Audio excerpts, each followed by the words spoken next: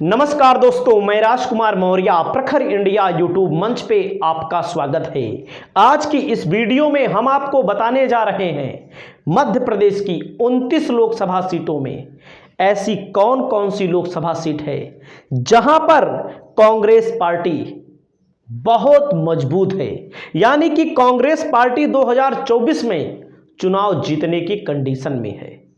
इसके पहले आपने देखा होगा 2014 में 29 लोकसभा सीटों में भारतीय जनता पार्टी ने 27 लोकसभा सीटों पर जीत हासिल की थी 2014 में, यानी कि एक तरफ से सूफड़ा साफ हो गया कांग्रेस का।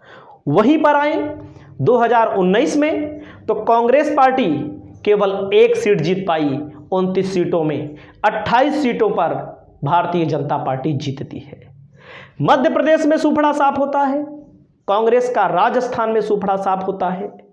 ऐसे बहुत सारे राज्य हैं जहां पर कांग्रेस का सूफड़ा साफ हो जाता है, चाहे कर्नाटक की बात करें, चाहे गुजरात की बात करें, चाहे दिल्ली की बात करें, या आप बात कर लीजिए यहाँ की झारखंड की बात कर लीजिए, आप उत्तराखंड की बात कर लीजिए, बिहार की बात कर लीजिए।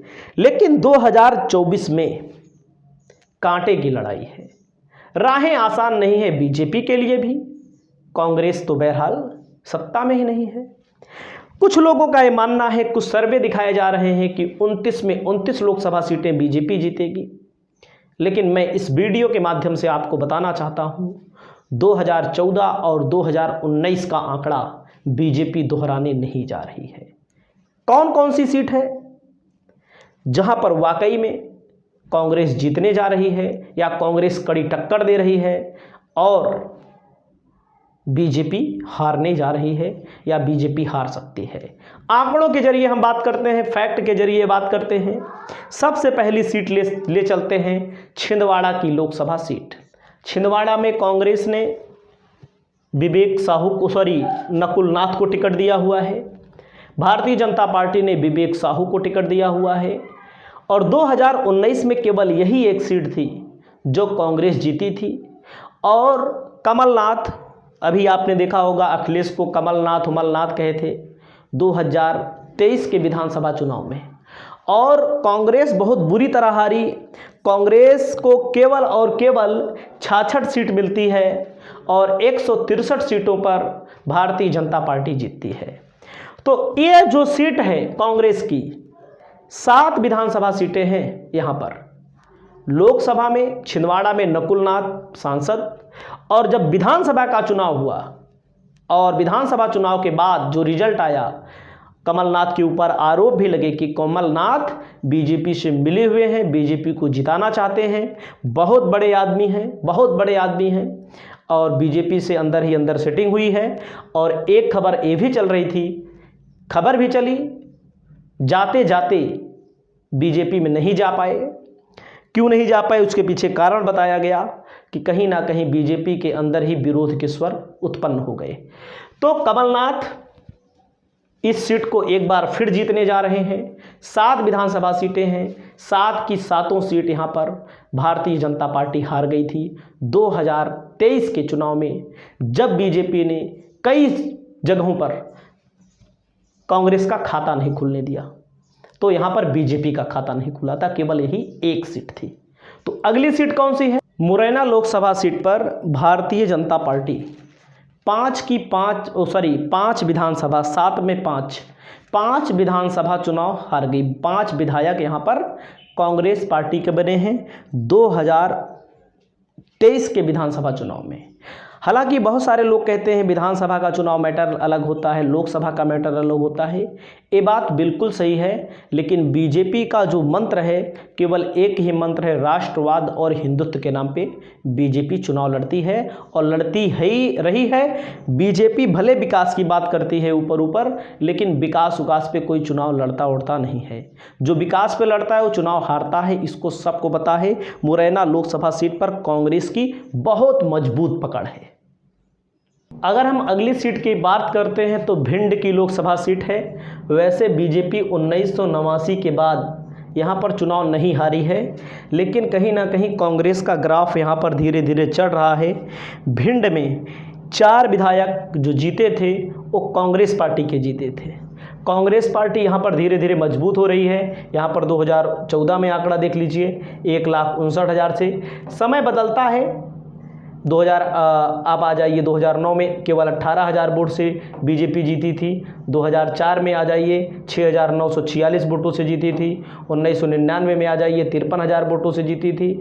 कौन जीतेगा कौन हारेगा इसका कोई वो नहीं है कि कोई कभी हारा नहीं है तो नहीं हारेगा, लेकिन मैं जो बता रहा हूँ वहाँ पर बीजेपी कहीं ना कहीं वीक होती दिख रही है और कांग्रेस कहीं ना कहीं मजबूत होती हुई दिख रही है। अगली सीट का मैं नाम लेता हूं। अगली सीट है ग्वालियर। ग्वालियर में भी कांग्रेस बहुत मजबूत हुई है। 4 विधायक ग्वालियर से कांग्रेस पार्टी के जीते हुए हैं। ग्वालियर में कांग्रेस बहुत मजबूत हुई है और ग्वालियर से ही आते हैं ज्योतिरादित्य सिंधिया। 2019 में बीजेपी जीती थी। 2019 का मामला सबसे अलग था कि उस समय राष्ट्रवाद बहुत चरम पर था, क्योंकि जो पहली बार वोट देने जा रहे थे युवा पहली बार नहीं सब लोग, क्योंकि उस समय पाकिस्तान का मामला जो था बहुत चरम पर था, ये जान लीजिए। तो 2019 में इस सीट को 1,46,000 वोटों से जीता था भारतीय जनता पार्टी ने। और 2014 और 2019 से अलग परिस्थिति में यहाँ पर चुनाव हो रहा है, इसको आप इनकार नहीं कर सकते। इस सीट पर भी कहीं ना कहीं ग्वालियर लोकसभा सीट पर भी बीजेपी को इस बार मुंह की खानी पड़ सकती है।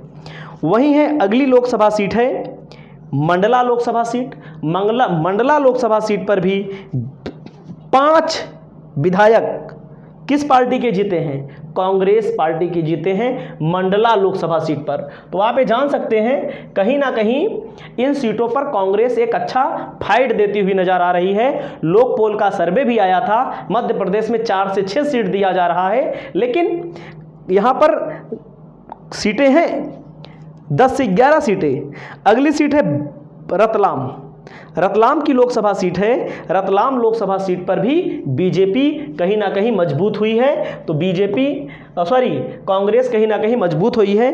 रतलाम में 4 विधायक कांग्रेस पार्टी के जीते हैं। ये जान लीजिए जो कांग्रेस पार्टी को वोट दिए हैं लगभग वही लोग फिर देंगे, उसके अलावा बल्कि जो बीजेपी को वोट दिए हैं 2-4-6 महीने एंटी इनकम्बेंसी के कारण, उसके अलावा वहाँ के शिवराज सिंह चौहान को हटा दिया गया, मोहन यादव को बनाया गया, इन सब कारण का भी प्रभाव पड़ता है। अगली सीट है धार की लोकसभा सीट।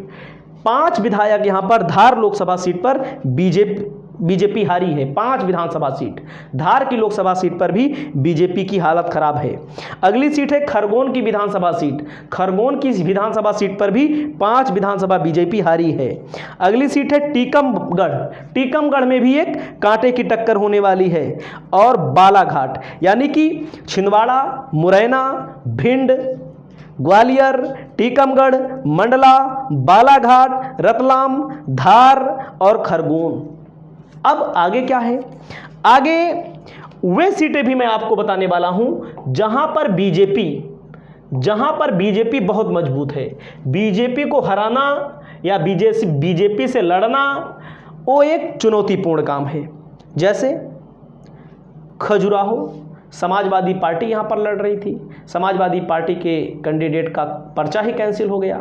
यहां पर कांग्रेस ने दे दिया था समाजवादी पार्टी को ये टिकट, तो यहां पर सभी विधानसभा सीटें बीजेपी जीत ली थी।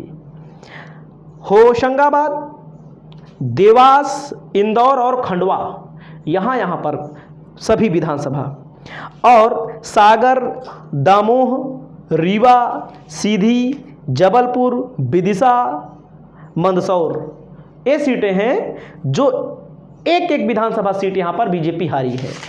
तो कहीं ना कहीं 2024 को लेकर के जो आंकड़े आ रहे हैं, बीजेपी कहीं ना तो 400 पार आएगी, उसको अपने बहुमत को लेकर कहीं ना कहीं डर दिख रहा है।